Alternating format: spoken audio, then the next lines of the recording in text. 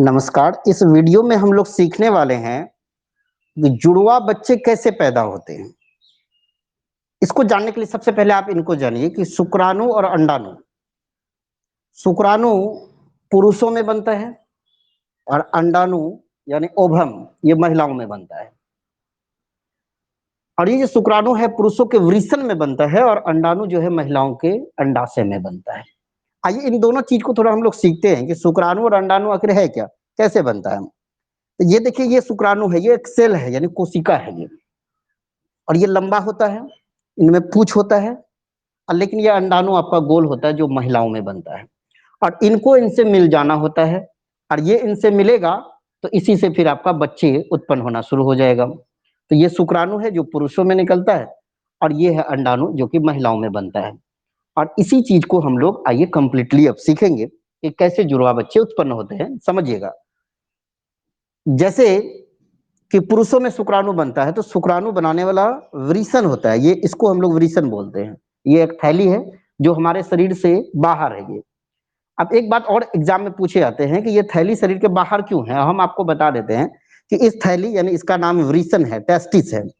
इसका काम होता है शुक्राणु बनाने का, और ये शुक्राणु बनाता है। लेकिन शुक्राणु बनाने के लिए इनको टेम्परेचर जो है वो कम चाहिए, और हम जानते हैं कि हमारे शरीर के अंदर में टेम्परेचर कितना 37 डिग्री सेल्सियस होता है, और 37 डिग्री सेल्सियस में शुक्राणु नहीं बनता है। इस वजह से इनको एक बाहर थैली में रखा जाता है, और जिनके वजह से शुक्राणु आसानी से बनता है।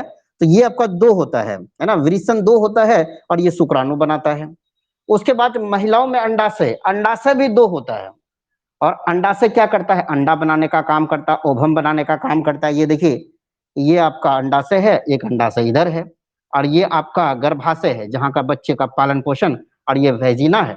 और इसी के माध्यम से स्पर्म जो है कि आगे बढ़ेगा, और यहाँ पर बनने वाले अंडे को वो क्या करेगा, निषेचित करेगा, यानी उससे बच्चे लगना शुरू हो जाएंगे। तो महिलाओं में दो आपका अंडाशय होता है और पुरुष में भी दो आपका वृषण होता है। तो एक वृषण है और एक और उस साइड में होगा, यानी दो वृषण। अब महिलाओं में भी दो अंडाशय, और वृषण का काम है शुक्राणु बनाना, और अंडाशय का काम है अंडाणु यानी ओवम बनाना। ठीक है, दो चीज तो आप समझ गए कि शुक्राणु कैसे बनता है और अंडाणु। ये दोनों सेल है, कुछ नहीं, कोशिका है। ठीक है, और इन दोनों कोशिकाओं को मिल जाना होता है।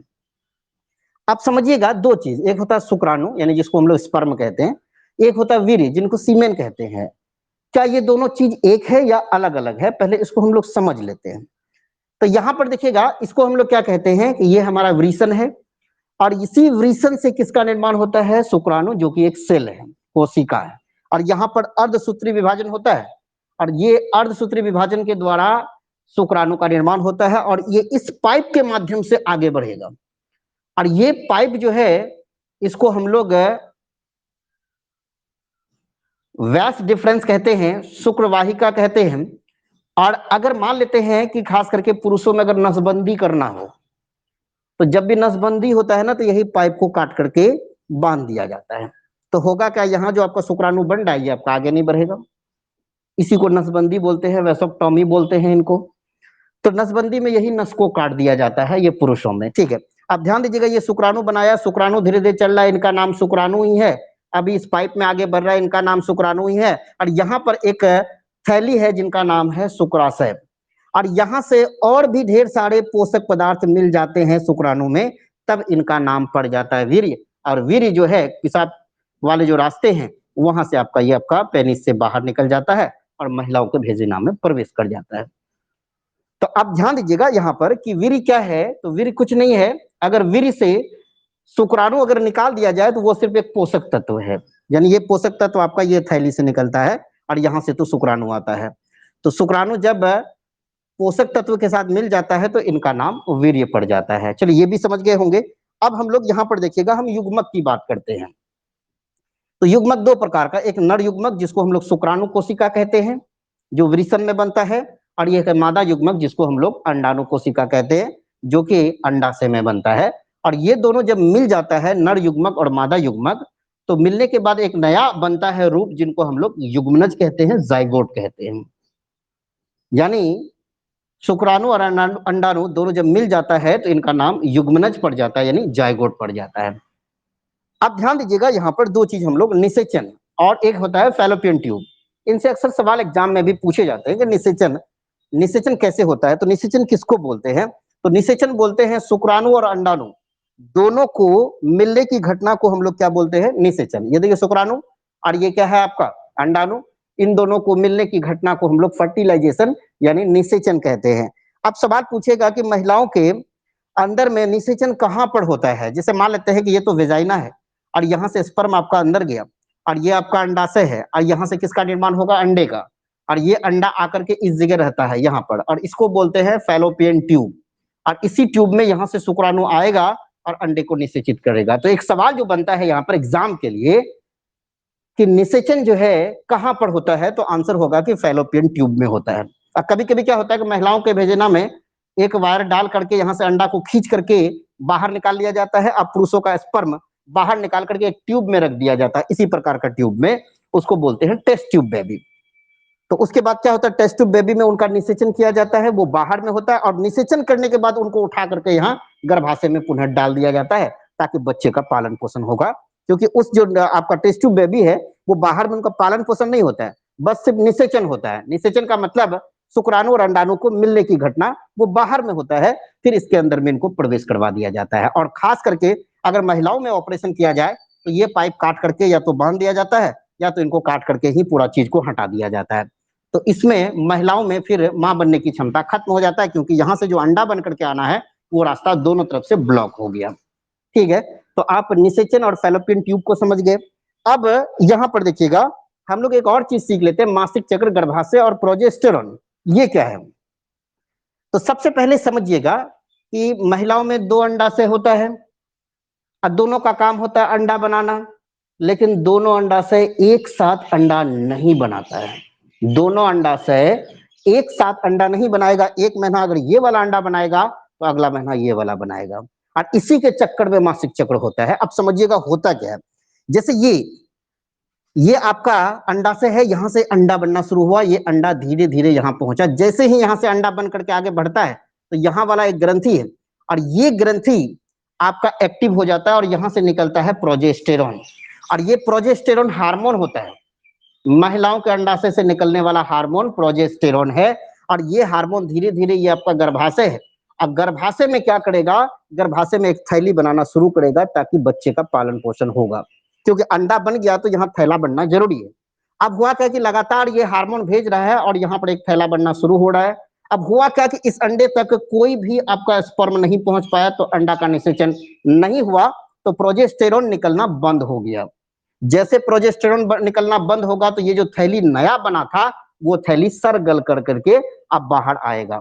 जैसे ही सर गल करके ये ब्लड के रूप में बाहर आएगा तो कहते हैं हम लोग के मासिक चक्र क्या हो गया? शुरू हो गया।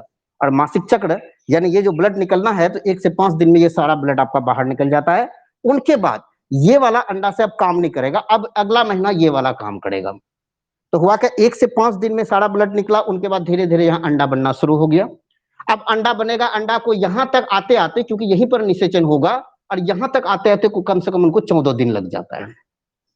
जब यहाँ पहुंचेगा 14 दिन के बाद अगर कोई स्पर्म यहाँ तक पहुंच जाता है तो अंडे का निषेचन हो जाता है। अगर नहीं हुआ तो फिर जो है कि 1 महीने के बाद फिर यहाँ पर जनरली कहिए कि 28 दिनों में कि ये आपका फिर से शुरू हो जाएगा मासिक चक्र, और फिर यहाँ से सारा गला चीज बाहर शुरू होगा। तो हर महीना चलता रहेगा। अगर बाई चांस इस अंडे का निषेचन हो गया तो वो अंडा अब धीरे धीरे ये गर्भाशय में प्रवेश करेगा, यहाँ पर बच्चे का पालन पोषण होगा और प्रोजेस्टेरॉन लगातार यहाँ से निकलता रहेगा और गर्भाशय को मजबूत करता जाएगा ताकि बच्चे का पालन पोषण हो सके।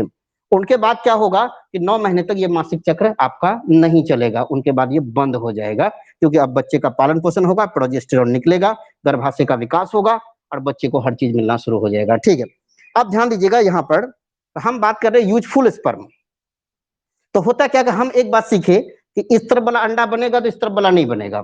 अब मान लेते एक अंडा यहाँ पर बना हुआ है, अब यहाँ से स्पर्म जा रहा है, तो स्पर्म जाने का 3 तरह का रास्ता हो गया। एक तो इधर वाला के लिए इधर भाग जाएगा कुछ स्पर्म, अब कुछ इधर भाग जाएगा, कुछ बीचों बीच चला जाएगा। अब समझिएगा कि अगर 100% गया, 100 में से 33 इधर चला गया, 33 इधर चला गया, 33 बीच में चला गया। जो इधर वाला स्पर्म गया वो बर्बाद हो गया क्योंकि यहाँ तो अंडा है नहीं, और जो बीचों बीच गया वो भी बर्बाद हो गया क्योंकि यहाँ तो अंडा है नहीं, और जो इधर वाला आएगा फैलोपियन ट्यूब ये वाला की ओर, तो वो आपका यूजफुल हुआ, यानी यूज करने वाला जो स्पर्म होता है और 70% कहिए कि बर्बाद हो जाता है। 30% स्पर्म से ही अंडा निषेचित होने की संभावना रहता है और 70% इनमें बर्बाद चला जाता है, क्योंकि तीन तरफ बढ़ जाता है। क्योंकि इधर वाला तो अंडा है नहीं अभी आपका, मान लेते इधर अंडा बना है तो इधर वाला काम का होगा, बीच वाला भी कोई काम का नहीं, इस साइड वाला भी कोई काम का नहीं।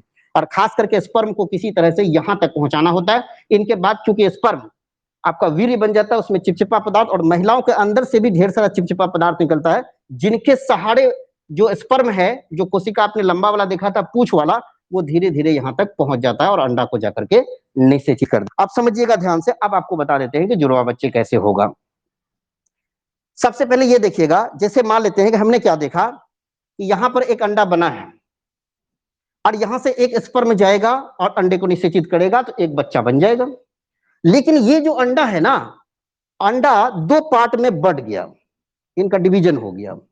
अंडा का दो पार्ट में डिवीजन हो गया तो यहां पर एक अंडा से दो अंडा बन गया। अंडा एक ही था लेकिन वो दो पार्ट में डिवाइड हो गया और यहां से स्पर्म गया दो और उनको निषेचित कर दिया। जैसे यहां पर देखिएगा, जैसे ये आपका अंडा है, पहले ये एक ही था, अब ये दो पार्ट में बढ़ गया और दो स्पर्म आया, इनको निषेचित कर दिया। तो क्या होगा, एक ही अंडा है लेकिन दो पार्ट में डिवाइड हो गया था और दो स्पर्म आकर के उनको निषेचित कर दिया, तो यहां पर जुड़वा बच्चे बन जाएंगे।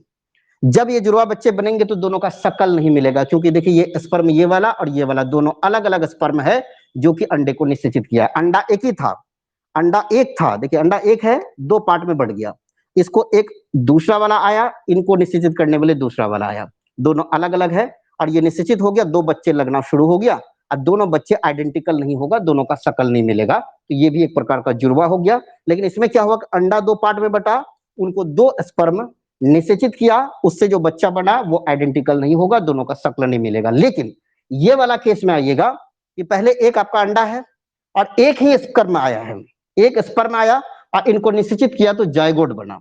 जायगोट बनने के बाद ये जायगोट आपका दो पार्ट में जब डिवाइड हो गया तो यहां से भी जुड़वा बच्चे बनेंगे। देखिए इसमें क्या था, एक अंडा दो पार्ट में डिवाइड हो गया, तब दो स्पर्म इनको निषेचित किया, और यहां पर क्या है कि एक अंडा निषेचित हुआ और जायगोट बनने के बाद तब ये दो पार्ट में बटा, तो दो बच्चा यहां पर भी बन रहा है और यहां पर जो दोनों बच्चा जुड़वा बन रहा है, दोनों का शकल आइडेंटिकल होगा।